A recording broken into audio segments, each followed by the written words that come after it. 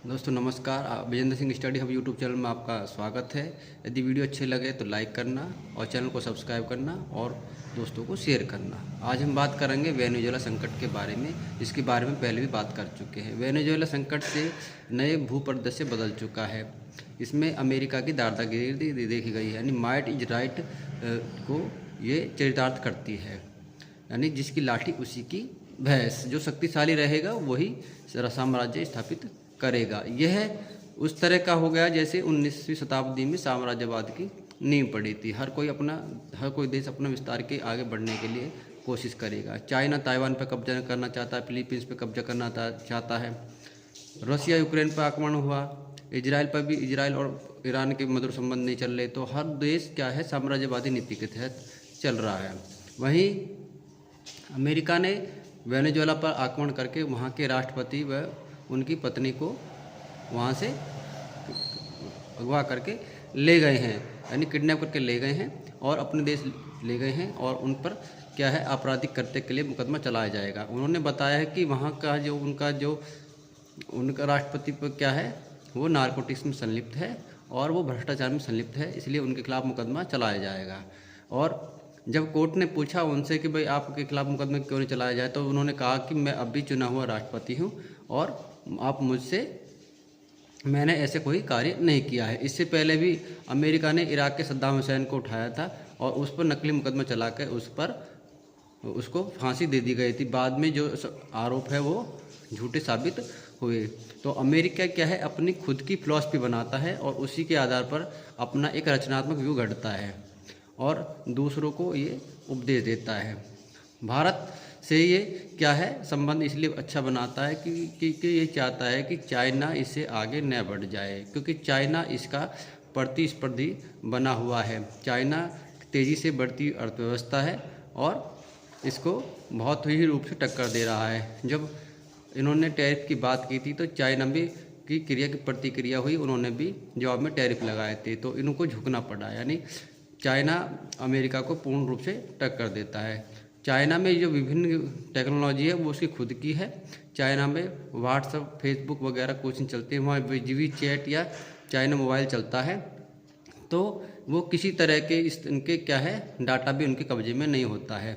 हम भारतीय हैं, हम क्या है, विभिन्न कंपनियों से घिरे हुए, हमारा गूगल, फेसबुक, इंस्टाग्राम, तो हमारे इनका डाटा इनके पास हो सकता है। जब चाहे हमको ये क्या है जाम कर सकते हैं, हमारी लाइफ को ये जाम कर सकते हैं। हमारा सब डाटा इनके पास स्टोर होता है। विभिन्न परिस्थितियों में हम देखा जाए तो अमेरिका का एक तरह से क्या है, डिजिटलीकरण के ऊपर हमारा एक तरह प्रभुत्व है, यानी ज़्यादातर जो कंपनियां हैं वो अमेरिका की हैं। अब हम देखेंगे कि अब अमेरिका ने कहा कि ग्रीनलैंड भी उसका है, और तो ये इससे क्या है कि अमेरिका यूरोप में एक टकराव की स्थिति हो गई है, क्योंकि ग्रीनलैंड डेनमार्क का हिस्सा है और डेनमार्क नाटो का संस्थापक सदस्य में से एक है। अभी एक खबर आ रही है कि फ्रांस ये कहा है कि यदि अमेरिका ग्रीनलैंड पर कब्जा करता है तो फ्रांस और यूरोपीय सहयोगी देश अमेरिका के जो परमाणु प्रतिष्ठित ठिकाने हैं, सैनिक ठिकाने जो विभिन्न यूरोपीय कंट्री में है, तो उनको जब्त कर लेंगे। तो ये एक तरह से टकराव की स्थिति है। तो इस तरह जो क्या है, एक परिस्थिति से भूपरिदृश्य बदलता जा रहा है। वैश्विक परिदृश्य में लोग साम्राज्यवादी के देख रहे हैं, माइट इज राइट। यानी पहले भी देखा गया है कि जब रूस ने यूक्रेन पर आक्रमण किया तो विभिन्न देशों ने अपनी क्या है, जो आर्म्स की पॉलिसी उसको चेंज कर दिया गया। पॉलिसी में ये कहा गया कि जो नीति है उनकी जो है कि सामरिक नीति जो उन्होंने बनाई कि अब क्या है कि एक तरह से जो हथियारों की होड़ है वो बढ़ने लगी है। जो जापान है, जापान भी अपने हथियारों को बढ़ाने लगा है। उन्होंने कहा कि मैं परमाणु पर दोबारा विचार करने की बात कही है। वहीं उत्तरी कोरिया तो परमाणु बहुत ज़्यादा संपन्न बन चुका है। वहीं चाइना भी गुप्त रूप से परमाणु संपन्न देश की तरफ बढ़ता जा रहा है।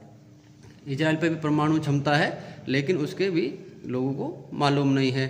तो इस तरह क्या है, साम्राज्यवाद एक तरफ बढ़ता जा रहा है। इसका प्रमुख कारण है अमेरिका के जो राष्ट्रपति डोनाल्ड ट्रंप है, उनकी नीति क्या है, स्पष्ट से नहीं है। कभी वो अपने आप को क्या है, शांति का समर्थक बताते हैं और कभी वो ऐसी युद्ध की स्थिति लाते हैं जिससे वैश्विक परिदृश्य बदल जाता है, भूपरिदृश्य बदल जाता है, आर्थिक स्थिति चेंज हो जाती है। और मैक्सिको भी खतरे में है। मैक्सिको अमेरिका का पड़ोसी देश है। उसको भी जब अमेरिका के राष्ट्रपति बने थे तो उन्होंने पहली बार जो अप्रवासी के लिए क्या कर दिया, जो बाहर से जो माइग्रेंट आते थे उनके लिए भी एक दीवार खड़ी कर दी थी। पेरिस समझौते से भी अमेरिका के राष्ट्रपति हट गए थे। तो इस तरह माइट इज राइट वाली बात ये चरितार्थ होती है।